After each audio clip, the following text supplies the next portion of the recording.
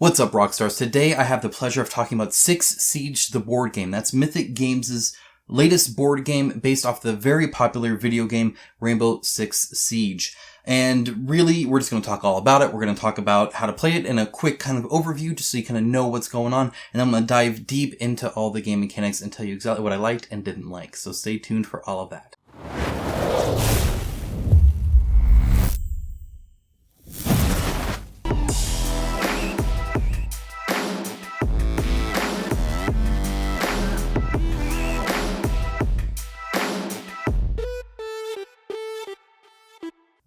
Now, I'd like to start out with a quick shout out to my patrons and YouTube members. It is through their financial support that this channel is possible, and it's because I give my honest opinion and not my wallet's opinion. If you appreciate that, then there is a link down below to that, and that's because I take no money from any game developer, so I can give you that raw, honest opinion and not worry that they're gonna not cut checks for me anymore. I don't accept them or even ask for them or anything of the sort. So if you appreciate that level of independence and honesty for board game coverage, there is a link down below that, and I do greatly appreciate it. Thank you so much.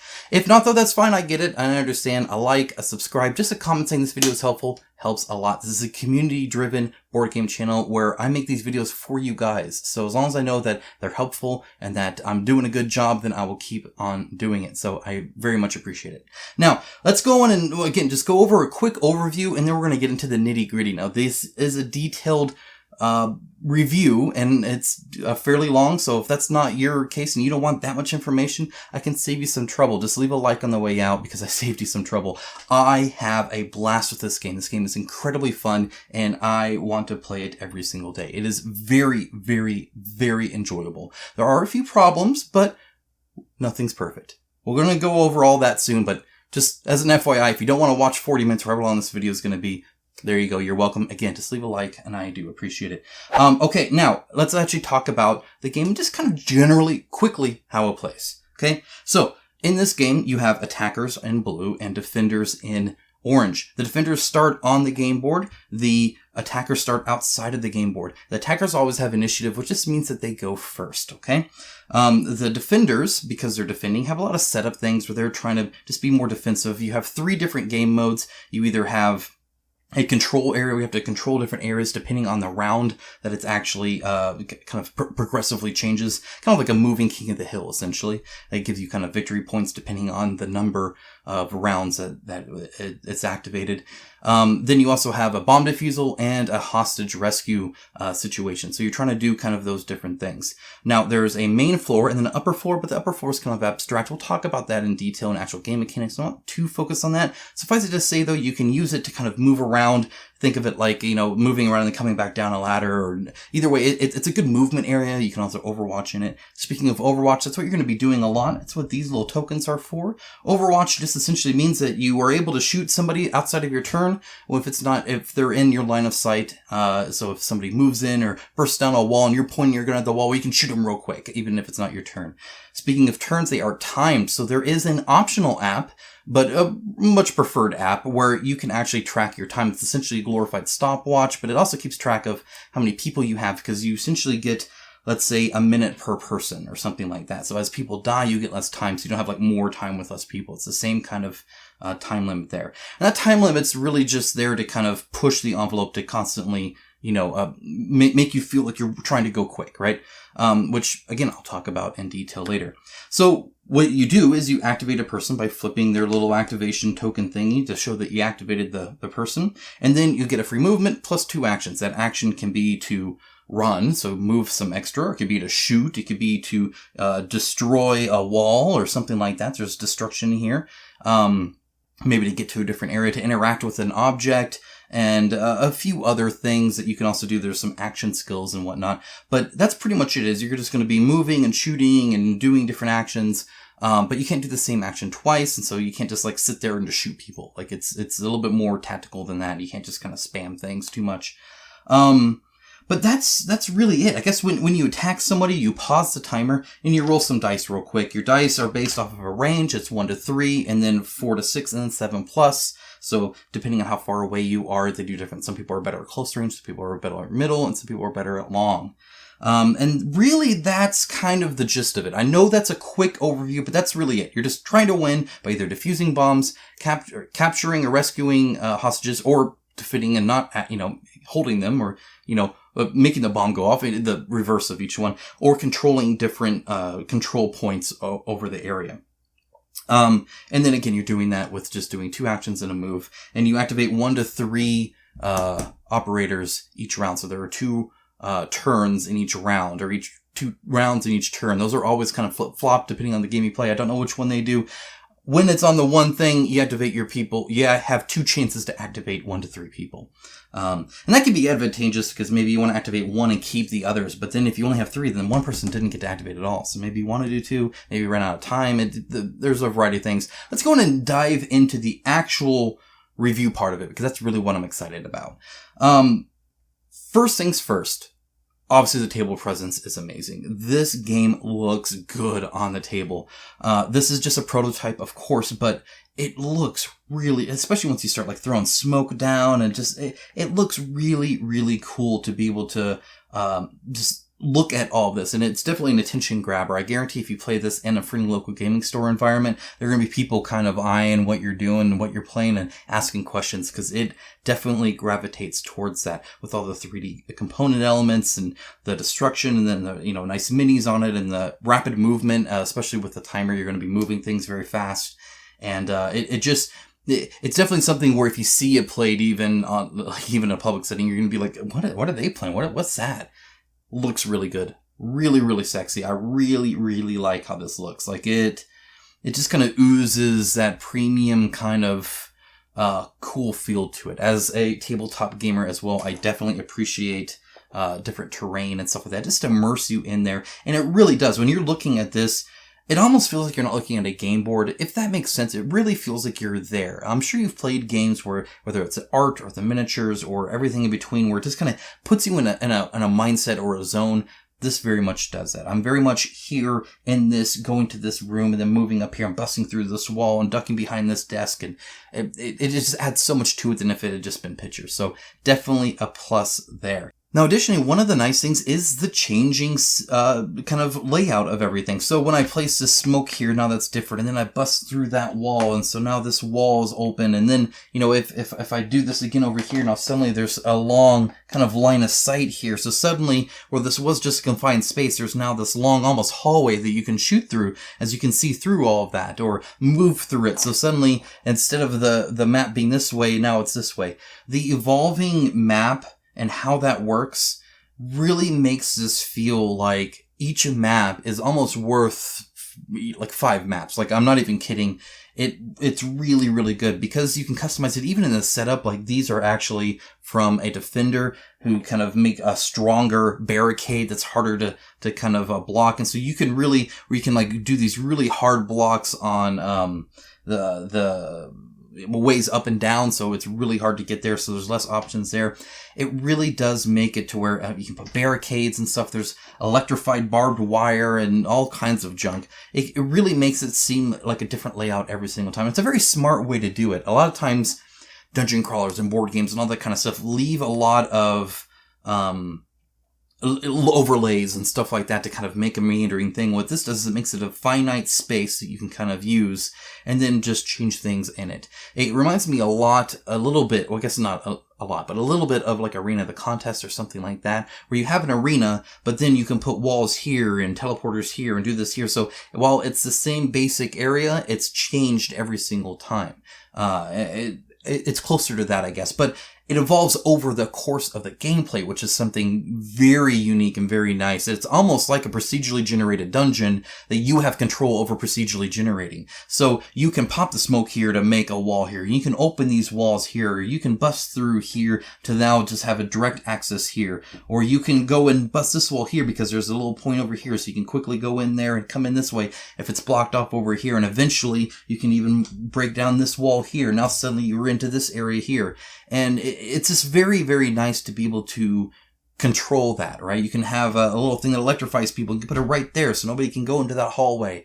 It's very, very cool that you are essentially in control of making the map. And it's not just you, it's your opponent too. So your opponent can do it too, even the defenders, and it might be very beneficial, especially if they need to get somewhere very quickly. Maybe you're focused on one area, but now you're shifting. Happens a lot in a control or in the bomb situation or hostage situation. All three of them work out pretty well because they're spread out. So maybe you were focused here, but now you need to be over here, and you might need to bust open a wall to get there. If you're over here and you need to get over here, well, it might be quicker to just bust this open than do that. And so both sides are doing it, and you kind of together create this where you can look at it afterwards and really see, like, I remember when this was a big thing. This was a hot point right here because I was trying to get in there, and you had set up some overwatching here, but I burst in behind you and then eventually came in over here and tried to go around, and but then you came in through this wall because this wall is also bustable, so maybe you did that. And it just very, very cool that it does that, and it does it really, really well. I very much enjoyed the destructible and modified environment, whether it's laying down smoke,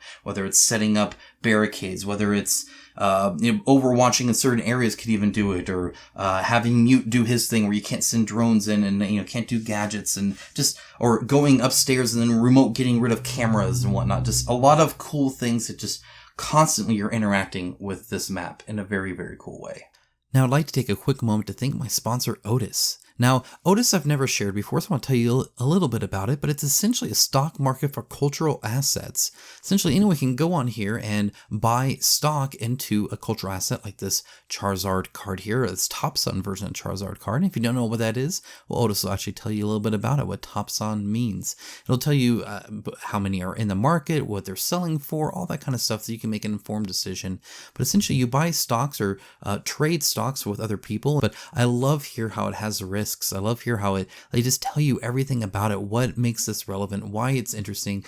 These news links here are actually very, very cool as well. You can see how many are in circulation, and then of course what people are buying it at and how much this is funded. So when they first come on, they actually have to sell all the stocks, and then afterwards, then you can actually buy and sell from people. So that's like the Super Mario Brothers. It's like a 9.4 rating. It's really, really good. And as you can see, people are buying and selling it. And so you can sell, at a really high price, or you can buy that, or, just kind of whatever. You can see the different offerings there. Very, very cool. I think this is the nerdiest, coolest crap ever, actually. And as you can see, like, sometimes things can really take off. Like, this is doing quite well. Right? I mean, at least the bar's green, right? Very cool that you can get comics that, sell for tons of money. The Pokemon craze is huge right now, right? Video game, all that kind of stuff is there. Look at that. They even do videos where they can show you more about the information. Just very, very impressed with the app, with the company, and how they're kind of operating here. So super interesting. Again, go ahead and check down the link below to that. And you can, of course, sign up for Otis with the link in the description and get your free share when you fund your account. And of course, terms apply. All right, back to the video.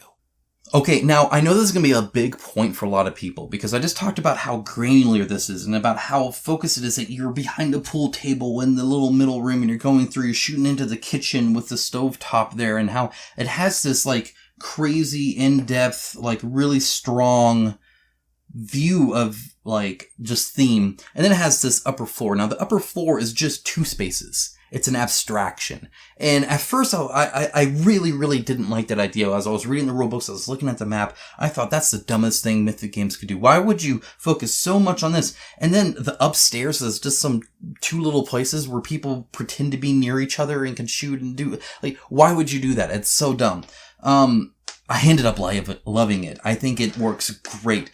The focus of this game isn't just to have it like really like visual. Oh, that's nice, right? I mean, in any board game, it's nice. It's nice to have nice components and make it look pretty. At the end of the day, this is a physical product, but the gameplay, of course, is king. And gameplay-wise, the reason there's a timer, and I'll get into this in a little bit, but the reason there's a timer and the reason you're just activating maybe just one guy and you're just moving and shooting or doing whatever, or just staying in Overwatch maybe you're just sitting there, especially as the defender, it's probably better to let the attackers come to you, just kind of spread out and wait. Is speed. The combat is quick. It's one roll. You see what you did, you're done. There's no kind of craziness involved with modifying or anything like that. It's very, very fast paced. And this leads to that. But it's even more than that. So one of the nice things about this is not just how streamlined it is, but the opportunities it does. So instead of making it to where it's like some big thing and have to go over here and then come down here and then do all that, well, that's more thematic. What's very nice about this is kind of like the pipe system in Mario, where you can kind of whoop, whoop, whoop, whoop, down and then whoop, whoop, whoop, back up. So when you're up here, you can go to any of these kind of arrow spaces that I've been pointing to. The attackers have these blue ones outside that they can do, plus the gray ones, and then the defenders can just do the gray ones inside, though there are some that almost look outside, but they're not. And so you can come up here, and there are only 2 spaces, so you might come up here, and then, oh, you know what, I'm actually going to come down right here. Bam, now I'm inside, but I'm over here, so now maybe I'm working through this way. So it adds a whole lot of more avenues to go through, and it's kind of a nice way to teleport, more or less, right? Where maybe if you're way over here, and the bomb is over here, and I need to go, oh shoot, I need to go over there. Okay, well maybe I'm going to come up this area here, and then come back down this area and go through this way. Maybe this wall's broken here, or something like that. Or maybe I need to come through here and go here or whatever. It works out very well. Limiting it to 2 makes it to where you can't just necessarily, like, you can get clogged up. You can't just move a whole team over very quickly. Additionally, when you're up, you can actually do stuff in some areas down below too. So there's arrows kind of surrounding certain rooms, not all rooms, but certain rooms. And then people have different abilities they can do. Like, IQ here can actually, when above, like remote disable like a camera or something like that down there. In other words, she like snipped some wires in the ducts or something to where from above she was able to destroy that. So you can get rid of that before you even enter. And then your other person can come in and not get targeted by the camera. You can do different things with that. So there are different actions that you can do from above too. Sometimes you can just shoot people from down below. You can fire at each other too. You can overwatch different, areas going up, and you kind of is adjacent to all that too, which means you have line of sight, which means you can shoot them as well. So you can kind of, it's just a very, very cool and streamlined system that's integrated into multiple things. It's integrated into the action systems, into your operators, into the different setup, into movement, into overwatching. Pretty much every single system touches that, and it touches that in a very interesting way to really makes you think a little bit more outside the box, right? And it's one of those things, I'll talk about this a little bit more, but when things are timed, you're moving very quick, and it's very hard to see all of your moves. It avoids that kind of, okay, well, I could move here, I could go up here, and I could come down there, and if I did that, I'd have 4 moves. Okay. Like, you've already ran out of time. You need to go quick. And that means that you might see that move, right, where you're over here, and they're thinking, oh, I don't have to worry about you. Your team's over there. But then you're like, oh, I could actually come up here, and then come down here, burst through this wall, and now suddenly I'm in your face. And they didn't even see it coming. Or maybe they did and even prepared for it, but you never even saw it. So it adds a lot of kind of, I guess, alternate moves that you wouldn't necessarily see right away that really lend itself to this fast-paced, timer-driven board game. So I thought it was actually really great. Okay, now before I get into a major positive, I do want to have one little negative here, and that is that the miniatures do not match the artwork. And what I mean by the artwork is they match the artwork as in how it looks, but not its pose, which makes it kind of difficult. So they have these little, like rims here that you can use, so you know that this is Thatcher, because you might not recognize him because he's not doing this in his art. He's probably just standing there. Most of them are just standing there. Now, I actually am able to identify all of them. I take them all off. This is how I've been playing, because I identify them by their hat. I'm not even kidding. So, like, IQ has a little hat up, right? And then we have, Mr. Shield Guy, which is kind of obvious, but he also has the faceplate on. Then you have Strapped Face Man, Sledge. Then you have Ash, which has the ball cap, right? So I know that. And then there's one other that has this guy. Yeah, so that has kind of the World War II kind of helmet thing. So that's kind of how you tend to know. You pick up different things, like he also has a little, kind of, he's thermite, so he has like the little thing he's using here, or, Mute's obviously covering his lips or whatever. You can get it. Right? After one playthrough, I took mine off. So I got it pretty quickly. It's not a bad thing per se, but it is solving a problem that they introduced, if that makes sense too. Now, I know it's an IP game. They are kind of limited, but it'd be great to get these characters in their actual, like pose. I think that'd be awesome. I think they would look more interesting because they are just kind of standing there, which is unfortunate. It looks very much like a, kind of like a mugshot kind of thing, like you're selecting your character and they're just standing there, and you swap to the next one and they're just standing there, swap to the next one, maybe they're looking this way a little bit, but at the end of the day, I think it'd be cool to have them all action, have Thermite, actually, going and to throw the stuff, and the shield guy with his shield up, and it would, the miniatures are very cool, but they've already been approved too, so I'm assuming that pose is okay. It's just getting the art asset approved as well. But anyway, minor negative, but something I thought that was kind of interesting. They're solving a problem that they introduced, or just be easy enough just to have it match. But again, I was able to figure it out after one game anyway. Okay, now one of the positives is how fast-paced this game is, and I don't just mean length of gameplay, I mean just you always feel like you don't have enough time almost. I mean, it really retrains your brain. As somebody who's very much this kind of gamer, especially on other people's turn where I'm thinking about what I'm doing and I'm rechecking things here and I'm like, going through who I'm going to activate first, and you're still doing that, but it happens so quick that you're really just kind of like going as fast as you can, because you do end up trying to do the smartest move, but it's kind of hard. I'll give you an example. So there was a point where this was open and this was open. This wasn't here and this wasn't here. Okay. So it's like this, right? It's all like completely open here. And there's a 3 rank control point here. Okay. So at round 3, whoever controls that has 3 points. Very useful. It's worth 3 1s, right? So, very good point to be here. There's a 2 right here, and then there's a 4 right here, and even a 5 right here. So there's a lot of points here. So we were kind of all congested here, and so I'm looping in this way, and my opponent's over here, and they want to overwatch the area. In other words, they want to make it really, really secure there, so that I don't take the 3. And they have 2 guys that are like in here, and so they were trying to figure out how to overwatch, because if they overwatched this way, right, well then anybody who comes in here, well, they'll get shot at, right? It's going over this, so they'll have protection, and then they can shoot back at this guy with no protection, right? Or this guy's just kind of open anyway. So maybe they go like this, right? But this is actually breakable. And so if this wall is breakable, let me make sure you can see that you can.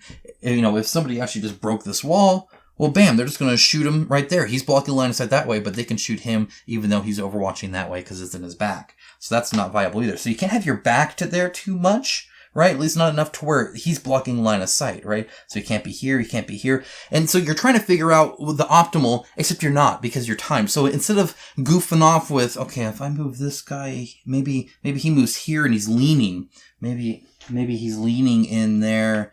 Could I do that and then have this guy here?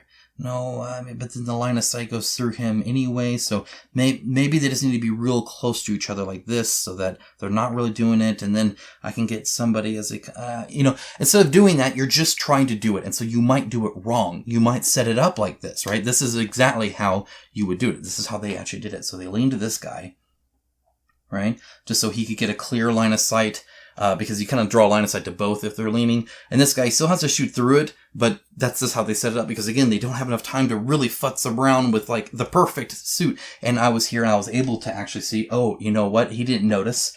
I can break that wall. I broke that wall, busted him up, took the shot, was able to survive it. It was definitely worth it. I got wounded, but then they got hurt and actually killed. So it's one of those things where it's very, very fast paced. So you're just trying to do as best as you can, but you'll make mistakes. And it's great. Both people make mistakes. I made mistakes. They made mistakes. Everybody that I've played with makes mistakes. And it's seeing their mistakes and trying not to make your own that is really the skill set here is, and you get more used to different combinations, different things you can do, different tools or ways you can use different things. But when you get to a point like that, you're just trying to make sure Overwatch and make it seem tough. And then on your turn, the timer's ticking. You're trying to see, is there a way I can get in there and that I can see quickly, right? I talked about getting over here and fully changing that. You might see things like that. You might not. Anytime, especially when the defender's setting up, right? When they set up, they actually have a fair good amount of time to set up, but it's not as much as you would want. So you're trying to set that up, but then as the attacker, you're trying to egg them on to do something or to take a move that they shouldn't do so you can get that opening. And so you're just trying to see different ways of abusing their opponent's mistakes and not making your own. And I found that really, really fascinating. I've never really played a skirmish game where the goal is make as few mistakes. Ideally, it's make no mistakes, right? It's make that perfect move, that optimal move set that you know you've run through every permutation. You know that 17 points is the biggest points you can get this turn. That's never the case here. Instead, you're timed and it's fast paced and you're going and you're having fun. And another nice thing about it is it's just quick. You're just going through it. You're just rolling dice and you're okay, I attacked him. Okay, he's dead. So take him off the board because there's no defense roll. And then, okay, I'm going to Overwatch here and move this guy. And then this guy's going to move over here and shoot you. And then, oh, nope, you survived. Okay. And then my turn's done. I activated 3 people. Like, it is quick. It is fast. It is like a rush. This is not a calm game, as any skirmish game I think should be, but this one takes the cake. This one is intense. It can get pretty crazy. There's some points in there where you're moving, you're going, and you're dying, and oh man, okay, well this guy's dead. Okay, all right, okay, start the timer again. Oh crap! Oh, you're shooting him. Okay, he's got a 5. Oh, okay, nope, just 2, just 2. Okay, go on and start the timer. I'm like it keeps you on your toes and you're always active, whether it's your turn or not. And there's never enough time to think about the next turn. So really, really enjoyed how fast-paced this is and really enjoyed making mistakes, which is kind of weird, but I did. Now, I will say one of these things that this leads to, this fast-pacedness, is a high skill ceiling, especially because it's so finite. So I'm going to kind of combine 2 things here. You can die in 1 hit. It's very much how the game is played. If you haven't played Rainbow Six Siege, you might have played Counter-Strike, which has been around for forever. Very similar in that style, in that typically if you're caught off guard, you're just going to die, and then you're just stuck dead. Like, that is a turn 1, you could have a party wipe if you were bad enough at it as an attacker. You could, because it really is just, if you go into somebody's Overwatch and you're not protected, you've made a grave mistake.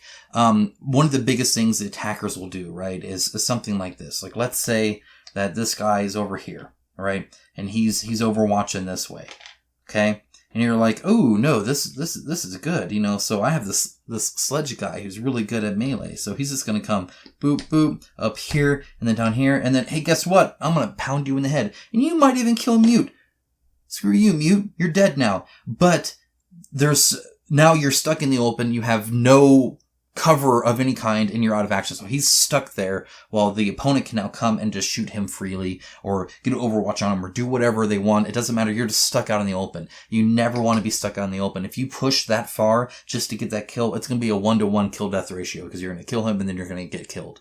You can't push in like that. You have to kind of creep along and lean out and make it to where the angle's there, or pop smoke, or at least throw a stun grenade or something like that. It very much is a very finite game on I moved and I did this action and that's all I can do. And so now I'm going to maybe try and Overwatch as a defense. You can do that too, but where you place yourself, I kind of talked about this Overwatch here, right? Where it's like, if you're here versus leaning here versus this way, it's very exact and very precise gameplay, to where you kind of get used to it the more you play. And then additionally, just moving fast, right? It helps to know what everybody is and where everybody's doing and kind of the general layout of maps and stuff like that. So, the skill ceiling of being good at this game is quite high. It comes with practice and comes with just happening to notice people's mistakes and making less of your own. And then playing smart, obviously, and a smart setup and all that, but very much high skill ceiling. So, if you've played a lot and you're playing somebody new, go easy on them.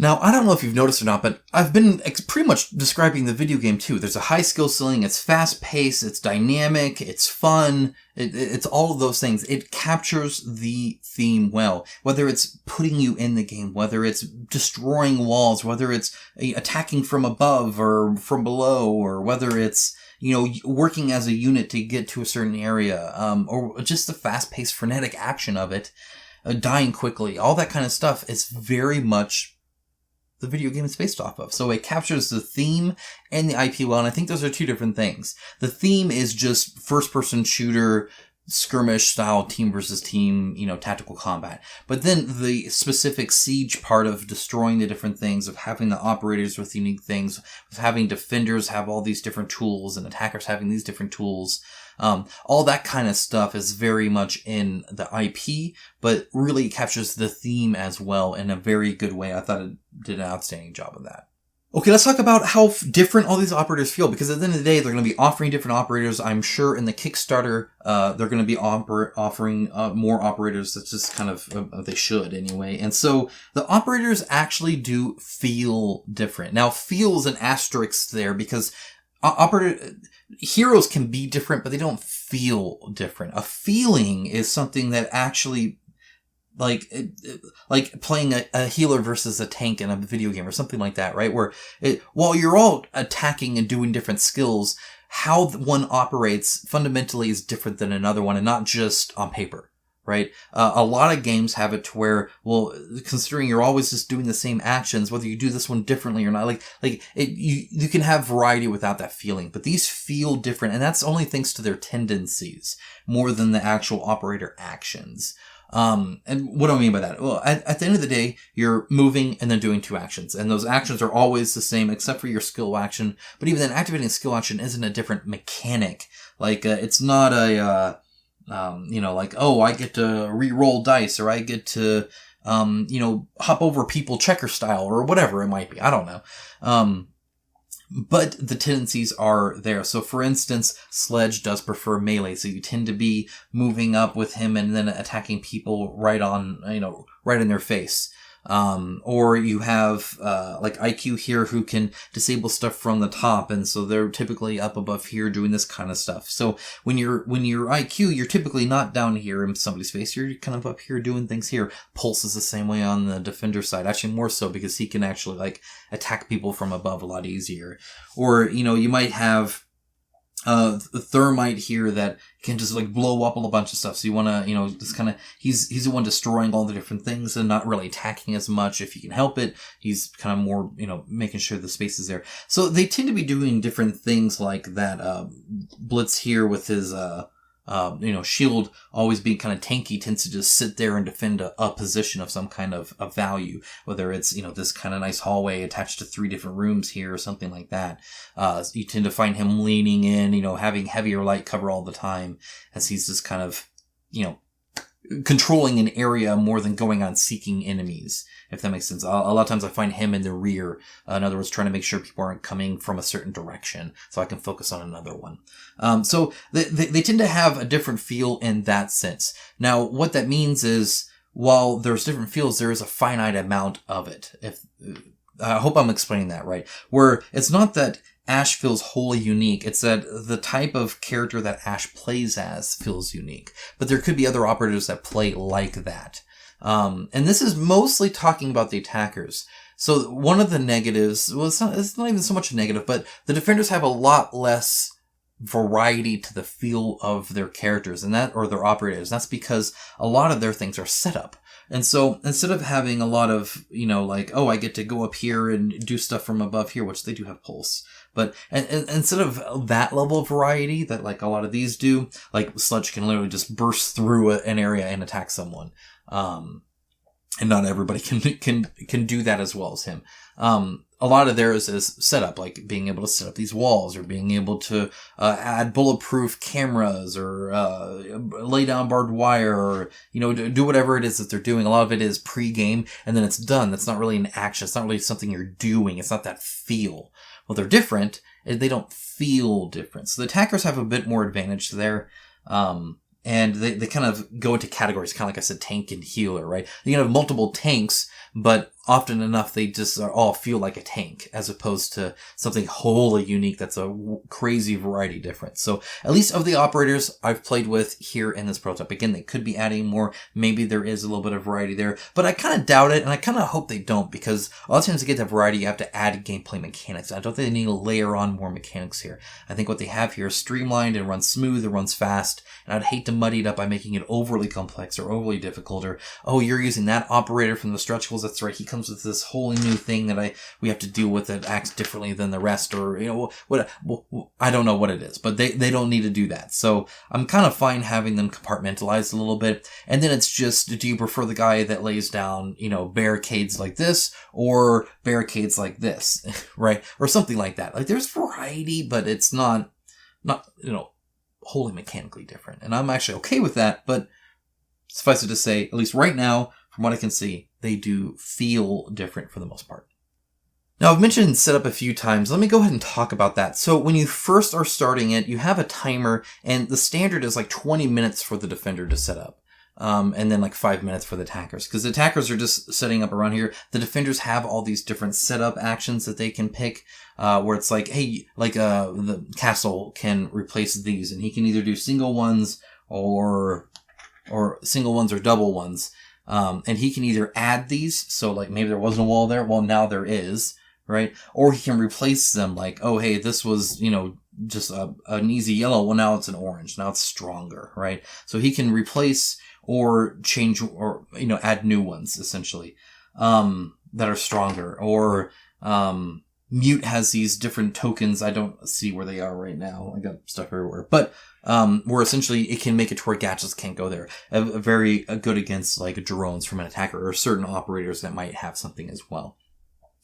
So you make it to where you're not going to get found there or something like that. So you're sitting here and you're buying all these different things to set stuff up. And then you essentially, let's say you bought 2 of these and then you have his 3 here and you don't know if you want big or small. And you're trying to figure out, and then you have to lay down your people too, like where each thing is. And so it's like, well, okay, I could put my guy there on Overwatch and then put this to the side of him to kind of help protect that. So keep him line of sight there. So I put it in front of him, then everything he shoots at has light cover, and I don't want that.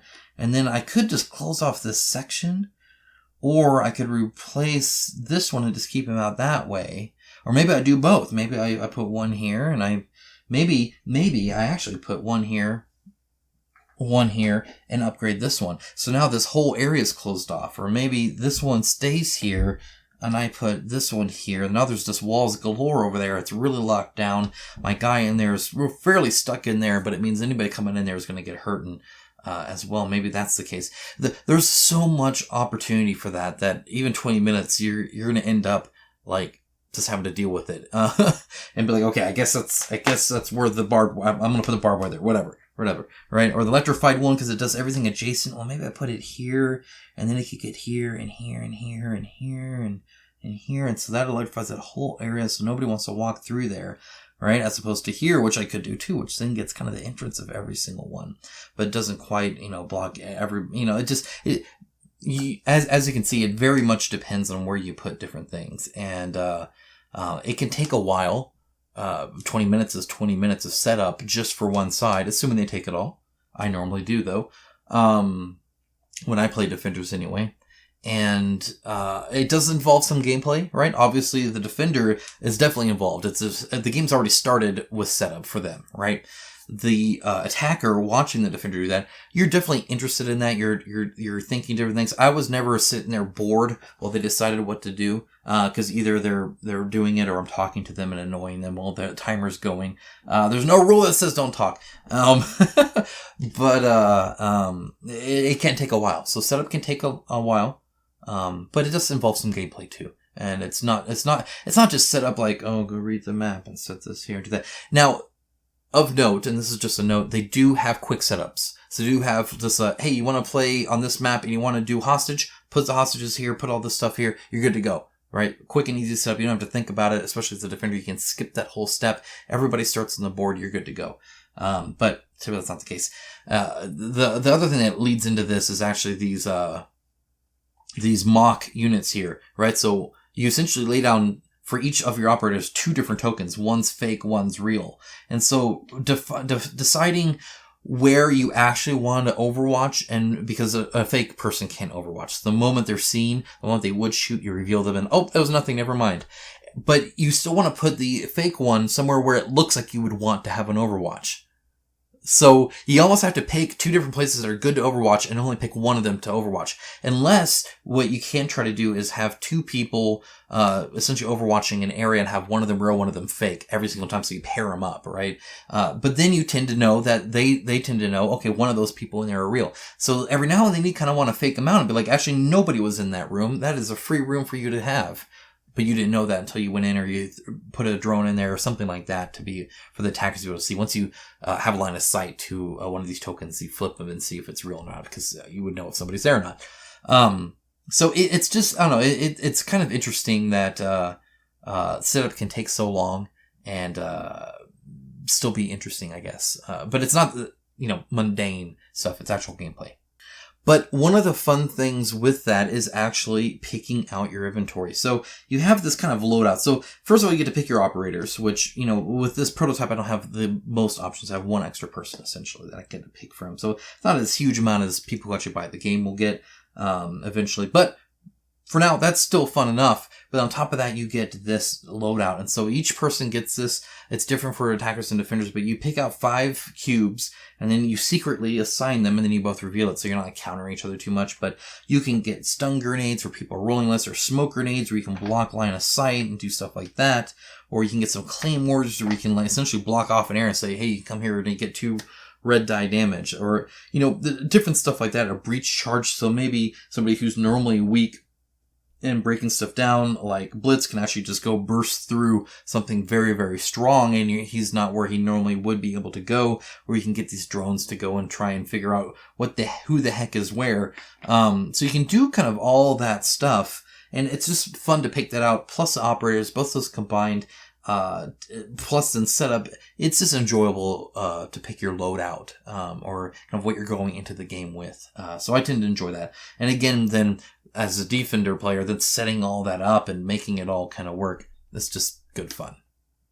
Okay, now a few things to note. One thing that you might have pieced together is when you have a timed round limit like that, where it's only paused for quick combat, or if you need to look up a rule or go to the bathroom or whatever, you can pause it whenever. But it kind of helps ensure at least a generalized time chunk. So one of the things I have problems with, especially with a lot of dungeon crawlers and stuff like that, is I could sit down and play and it's a half hour or it's 3 hours. And sometimes the half hour is obviously too short, right? People came over, right? We ordered some pizza. We're having a good time with friends and family. We're going to beat the half an hour one and then start the next one. But the next one's 2 hours. And so now it's a 2.5 hour thing, or 3 hours, or whatever. And so that variety of time lengths can get kind of confusing. Or even have something maybe like Storm Thunder, where there's no clear stopping point. You just kind of stop, I guess, at the end of some mission somewhere, but it's not super defined. You can just kind of keep going, I guess, as long as you want. This is very much defined, where you kind of know going in, okay, we've got the 20 minutes set up, and then we have 5 minutes for each of us on each round. If we do 2, there's kind of a maximum range. Now, it still varies somewhat, because you might not, especially towards the end, as your people die, if you only have 3 people and you activate them all, there is no round 2 for you because you've activated all your people. So it tends to go quicker later on than actually at the beginning as kind of your longest turn. But if you have more people alive, if you're playing a little bit slower, a little bit more methodical, it can take longer. So there's various changes to that, but it's not something drastic, like half an hour to 3 hours. That's just not a thing here. You kind of know what you're getting into every time you get into play. You know about the time commitment, you know pretty much about the setup, and you can just kind of go into it with that mindset of, okay, we're going to go play 3 games or 2 games or whatever it is. Which again, I think is kind of nice. I've been bamboozled by some of these games where I just sit there I just wanted to play a mission, but this mission is like a 3-parter. It happens. So, very much defined there, which is kind of nice. Now, one thing you guys might be looking at are these beating sticks, otherwise known as line of sight rulers or markers or whatever. They look scary. You rarely use them. At least in my experience playing with people, you rarely use them for 2 reasons. First of all, line of sight's actually very easy to tell. It's center dot to center dot. If a line would cross anything, then that thing matters, right? Whether it's a mini, whether it's a 3D place, whether it's a barricade, whatever it might be. It either blocks line of sight or adds, protection or something like that.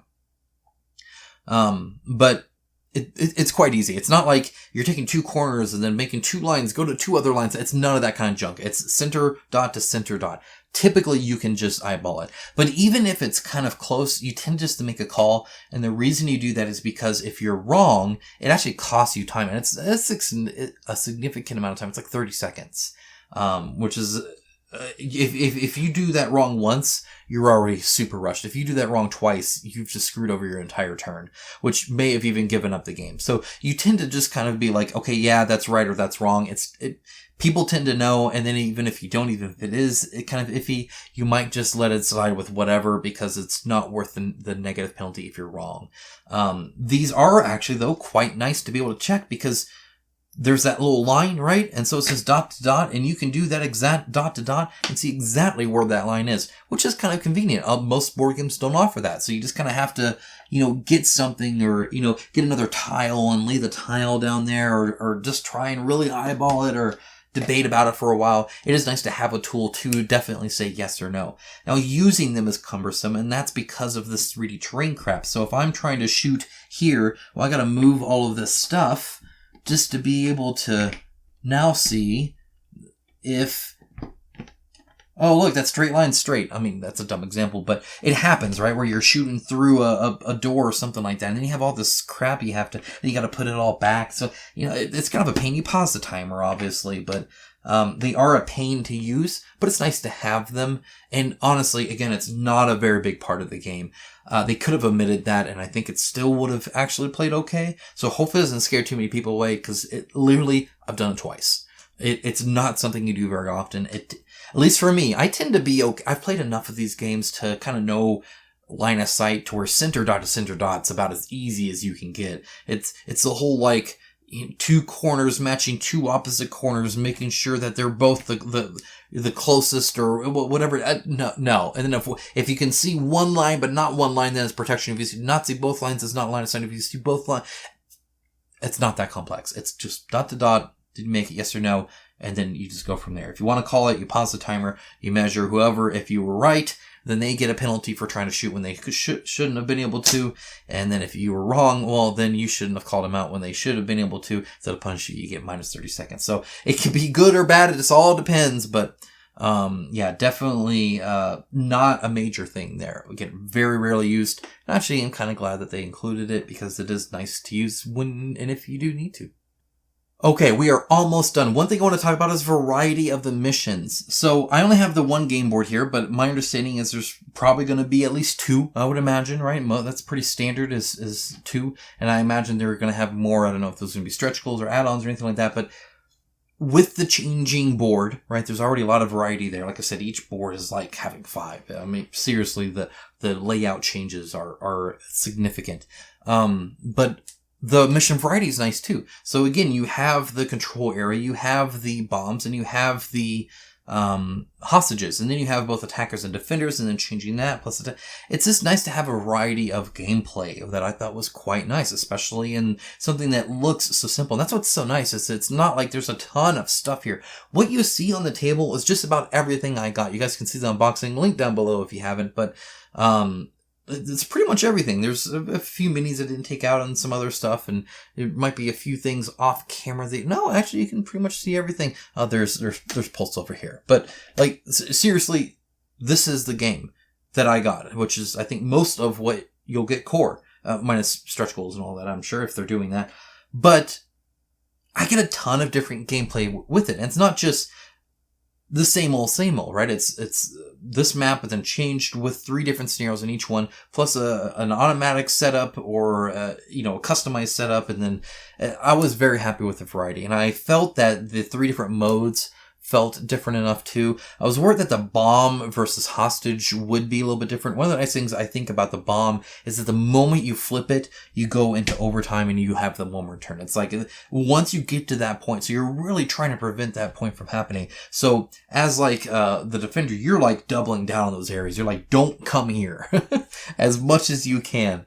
It'd be as if they did the control points, but the control points were just 2 points, right? It's almost what it is, where it's don't come here or I lose. So it's that big thing. But again, you can't just bum rush into there. You're going to get shot. And even if you did make it, they can just flip it right back in the overtime. So it's a very interesting thing there. The control points are very cool because, like I said, you have 1, 2s, 3s, 4s, and 5s. And then they unlock your victory points based off the round it is. But if you abandon it, if there's nobody there and it's lower than that, so if it's round 3 and there's nobody in this 2 area at the start, it goes away. It's no longer a thing. So it progresses you forward, but it's constantly changing. And again, you could set it up in any different way you want. It makes it very, very cool. There's a lot of gameplay variety here. That's not just, at the end of the day, for a lot of dungeon crawls and stuff like that, the story changes, the circumstance changes, there's maybe some scenario changes, but you're playing pretty much the same thing over and over again with a few changes here and there. This honestly felt like quite a big shift between the the game modes, and then of course your loadout plus setup. I was impressed with the variety a lot. Okay, I have one negative and then a few other notes. So as much as I liked this game, and of course the summary, but I mentioned victory points, right, with the control nodes, but where the heck do I track those? Tell me, Mythic Games, how am I supposed to track my victory points? Do I have to go get my phone? Do I have to go tally mark? My wife tally marked on a piece of paper. When I played with like my son, we used these. I mean, you can do whatever you want, I suppose. You can just keep your fingers out. I got this many. And just hold it there if you want. You can do whatever you want. So you could try and spell out numbers based off of, I don't know, whatever, a dust on the table or something. It would be nice to have a place to track victory points on the board. Just saying, I'd like to see that. There's a nice big old swath of black that's not being used at all here that you could maybe use, and maybe even a track right here or right there. I don't know. Figure it out. I would like to say we have a round tracker here. I want a victory point tracker for mission, where it is a control mission. That would be very, very nice. That way we don't have to tally mark on a piece of paper. That's dumb. It'd be nice to have it on the board. That's all I'm saying. Or another tray, I guess, or something. I don't know. Something. So there's that. One of the cool things here that I really liked, and I don't know if this was on purpose, but I like it. So right now, ever since the Great Wall, when I reviewed the Great Wall by Awakened Realms, I commented on how the wall looks very cool on the board, but you can't see through it, right? So if you're sitting there and the fight's over there because there's stuff on the other side of the wall, you're just like, oh no, it's 4 high, I can't see junk. If you're that player, you may as well just, I don't know, stick your thumb up your butt or something. Twiddle your thumbs. I don't know. Figure something out because you ain't seeing crap unless you get up or look over or stand up or whatever because there's a big old Chinese wall there, right? Which, I mean, is the whole point, right? But at the same time, it blocks line of sight. And anytime you get these games that have terrain, whether it's tabletop or even like stuff like Arena of the Contest with their big dungeon walls and stuff like that, you tend to, like, it looks cool until you can't see anything. And then you're trying to look over or something like that. So a lot of these big walls here have holes in them. Again, I don't know if that's on purpose, if that's what you're supposed to use. I don't know if that's why they did it. I didn't ask. I like that I can see it. I can see that this guy is leaning without having to do this, or worst of all, not, because you're moving so quick. You really have to just be able to, you can't ask, is that guy leaning? You can't be looking over. You just have to be able to see everything on the board. And I've been able to see everything on the board for the most part. These single ones, right, obviously don't have a hole. And there are times where, like, if the guy's leaning right here, I know that's right at the edge of the screen here, but, like if this is the wall here and this guy's leaning here, I might not be able to see his leaning token here, right? If it's just right there, like I can, but it's very kind of iffy. So you do always run into that issue with terrain, but for the most part, I did like that there were little holes there. I found that very useful and I used them all the time. So it was kind of nice to have those there. Alright, the only other thing I'd like to mention before my summary is that you get this one single token. This one single token lets you do a reroll once per game. So once you use that, you're done. So what you roll is what you roll, and there are blanks. Now, there's not a whole lot. There's I think 1 on the orange and I think 2 on the yellow. So yeah. So I mean, it's not like there's a whole bunch there, and you're typically rolling 3-4 dice. But there is a chance that you roll. And you roll, the minimum. So you roll, 1, 1, 1, blank, and blank. So you could roll 2 red, an orange, and a yellow and get 2. Or you could get 3, 6, 7, 8, 9, 10, because there's 2 in the yellow as well. So you can get anywhere from 2 to 10 by rolling these. That's a big difference. And you don't get a lot of rerolls. You don't get any defensive roll. It's either you roll or you don't. Which a lot of that feels like the first-person shooter thing, right? As you're all moving around, running around, especially if you have protection. And protection is a straight minus. So if you have light protection, it's -2. You just take 2. There, they didn't exist. If it's heavy, it's -3. So you get -3 on that. That can be a big difference, of course. And you only have 4 to 5 health of the operators that they gave me. So you can die very quickly, or maybe you just got peppered a little bit. I didn't have an issue with this. In all of my gameplay, nobody that I played did. It seemed to even out pretty evenly, because again, you're all just kind of shooting and attacking, and for the most part, you're just dead either way. It doesn't matter too much whether you got 7 or 10 both kill you, right? When you die at 5, then it doesn't quite matter if you can get 6 or 7 or 8 or 9 or up to 10, right? That max of 10 is just, it's kind of funny, right? It's like, oh yeah, no, that guy's dead. He's exploded, right? And you kind of make a joke about it or something like that. But, maybe that's what, I don't know. Like, it's hard sometimes to put when it comes to the feel of a game, it's not always something you point into that mechanic, right? It's more of I guess a compilation of it all. A mix of everything, right? So part of it's just how fast paced it goes. Part of it's just how quickly you die either way. Part of it's just how powerful then, being cautious is. But for the most part, if you're going to go out and shoot somebody and they can't shoot back, they're pretty much dead. And part of it's just the fact that you have 5 and that it is a quite limited gameplay. And so for every person you kill, you're killing that person too. And so you're just kind of going through and people die. I mean, I have not played a game where my whole team survived. Out of all the games I've played, at least, actually, I think I've always lost at least 2. So out of 5, your people just die, and this is part of the game, I guess. So maybe that's what didn't bother me so much about it. Almost always, if I'm being shot, it's because I knew he was in danger. I knew you could get him, and I made that choice to be there. Right? Well, if it's that too, perhaps. But either way, I never had an issue with it. But that randomness is there technically. You do only get the 1 reroll. I'm actually glad you don't get a whole bunch of rerolls. It would slow it down more, I think, and I didn't have an issue with it at all. But some people might, and so I thought it'd be worth noting. Okay, so summary. This has to be one of my favorite skirmish games. Period. It's funny. When Mythic Games contacted me about this, like, hey, we'd like to just do this. I was like, no, okay. But it was just okay. It wasn't like, oh yeah, I'd love to. Yeah, it's gonna be awesome. It's gonna be freaking sweet. I like the IP. I love video games. I love shooters. But I used to play Counter-Strike like nobody's business. A ton of time. I had a lot of more free time as a teenager. Suffice it to say, I wasn't super stoked for this game. And to be honest, neither was my wife. I had to talk her into even playing this.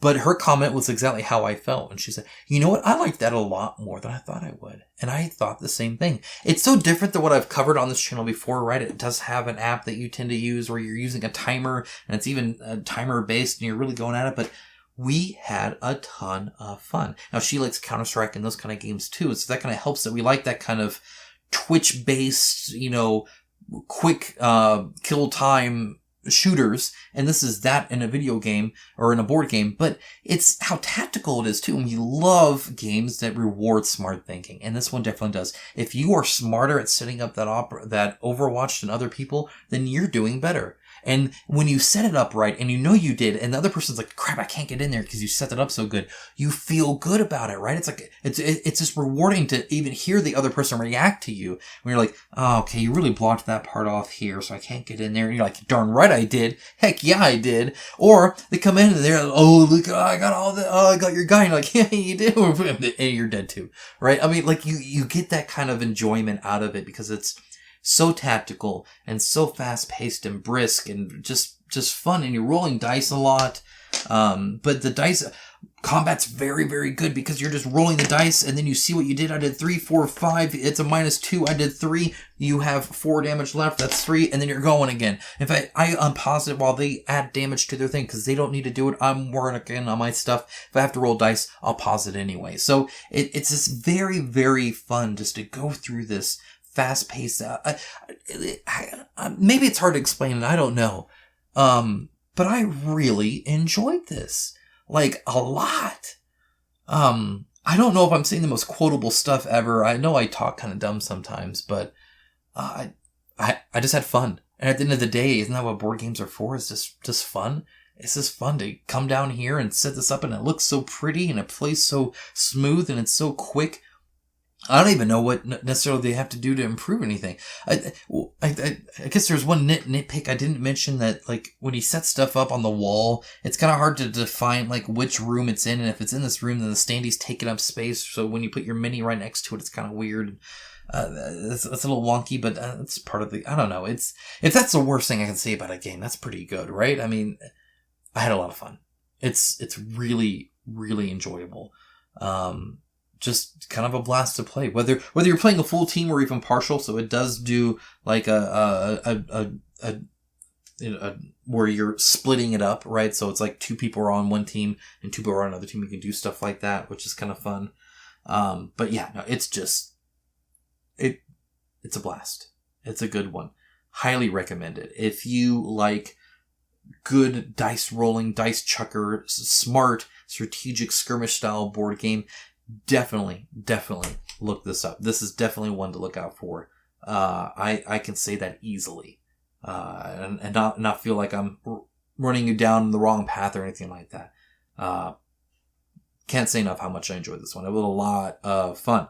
Okay, so I'm done repeating myself over and over again about that. Guys, I hope you enjoyed this video. I really do. I always try to give you as much detail as I can, and hopefully that was enough to really get you kind of into what really makes the mechanics work and what really makes this game tick, right? What's actually behind the scenes that actually are making this either enjoyable or not enjoyable. What parts, what's frustrating while you're playing it, you know, talking at detail about like these and how it's difficult to use and all that kind of stuff. Not a lot of reviewers go into that level of detail. So if you appreciate that, there's a like down below that you can press, or at least let me know in the comments saying, hey, thanks for going to such minutia of detail on how it feels to actually play this game and that it helped you. Because at the end of the day, I hope it does. Whether you back it or not, that's up to you. There is a link down below, obviously, to the Kickstarter at the time of posting. It's either launched or not. It just depends on when you watch this, I suppose. But either way, you can take a look there for more information, of course. And yeah, at the end of the day, I just hope you can enjoy this game as much as I do if you get it. I really do. That's it. That's all I had. Again, thank you so much for watching, and I hope you have a great rest of your day. I'll talk to you guys again really, really soon.